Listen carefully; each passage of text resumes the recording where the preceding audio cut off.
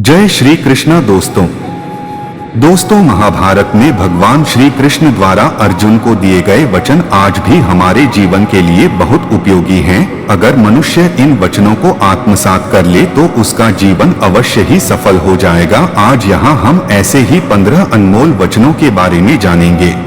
व्यक्ति को उसके कर्म का फल उसी तरह ढूंढ लेता है जैसे कि कोई बछड़ा सैकड़ों गायों के बीच अपनी मां को ढूंढ लेता है। आत्मा ना तो जन्म लेती है और ना ही मरती है, ना ही इसे जलाया जा सकता है, ना ही इसको भिगोया जा सकता है। आत्मा अमर और अविनाशी है। संसार में कुछ भी स्थायी नहीं है। आत्मा शरीर को वैसे ही छोड़ती है जैसे मनुष्य अपने पुराने कपड़ों को उतारकर नए कपड़े धारण कर लेता है।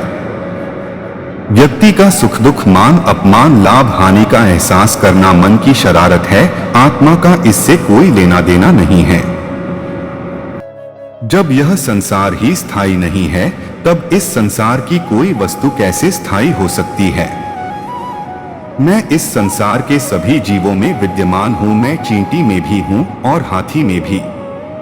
संसार के सारे रिश्ते नश्वर हैं और केवल शरीर से जुड़े हुए हैं। जैसे ही व्यक्ति की मृत्यु होती है और आत्मा शरीर को छोड़ देती है, आत्मा का शरीर से जुड़े रिश्तों से कोई नाता नहीं रहता। मेरे तुम्हारे हम सबके कई जन्म हो चुके हैं। ना तो यह मेरा आखिरी जन्म है और ना ही यह तुम्हारा आखिरी जन्म है। वर्तमान परिस्थितियों में जो तुम्हारा कर्तव्य है वही तुम्हारा सच्चा धर्म है। मैं किसी व्यक्ति के भाग्य का निर्माण नहीं करता और ना ही किसी को कर्म फल देता हूं। व्यक्ति या जीव के कर्म ही उसके भाग्य का निर्माण करते हैं। क्रोध मनुष्य का सबसे बड़ा शत्रु होता है।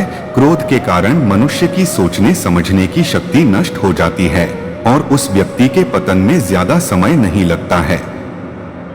मनुष्य कर्म करने से कभी छुटकारा नहीं पा सकता, इसलिए हमें हमेशा कर्म करते रहना चाहिए, क्योंकि कर्म के बिना हमारे शरीर का निर्वाह नहीं हो सकता है।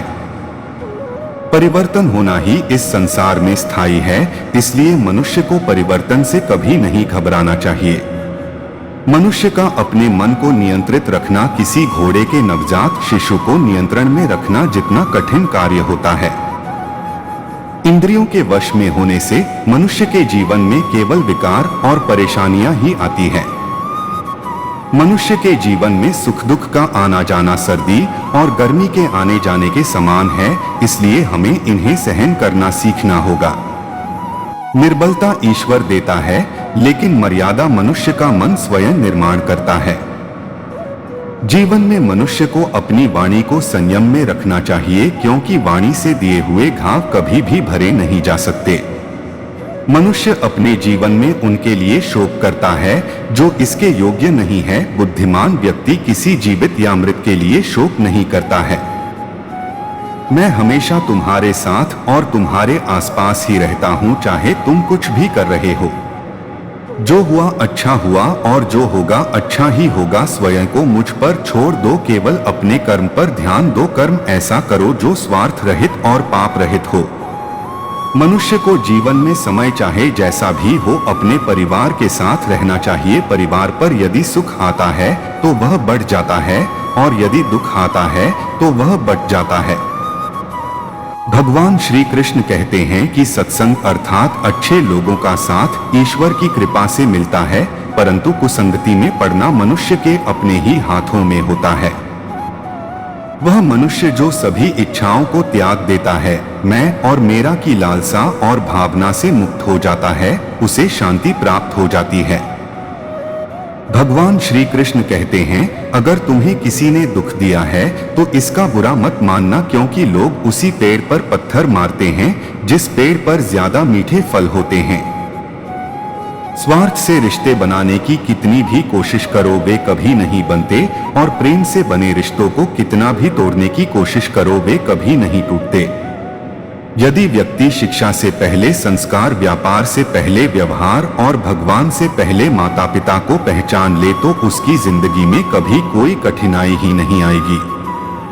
भगवान श्री कृष्ण कहते हैं कि मनुष्य को अपने मन को बार बार समझना चाहिए कि ईश्वर के अलावा उसका इस दुनिया में कोई नहीं है। भगवान श्री कृष्ण कहते हैं कि परिवर्तन ही इस संसार का नियम है। कल जो किसी और का था आज वो तुम्हारा है और कल किसी और का होगा। विषयों का चिंतन करने से, उनको याद करने से विषयों की आसक्ति पैदा होती है और आसक्ति से इच्छाएं उत्पन्न होती हैं। इच्छा से क्रोध पैदा होता है। जो कुछ तुम्हारे साथ हुआ है अच्छे के लिए हुआ है और जो हो रहा है अच्छे के लिए हो रहा है। जो होगा वह भी अच्छे के लिए ही होगा। मेरे लिए ना कोई घृणित है और ना ही कोई प्रिय, न कोई निर्धन है न कोई धनी। बस जो भक्ति भाव से मुझे याद करता है मैं उनका हूँ और वे मेरे हैं। आप वही बन जाते हैं जिसमें आपका विश्वास है कि आप बन सकते हैं।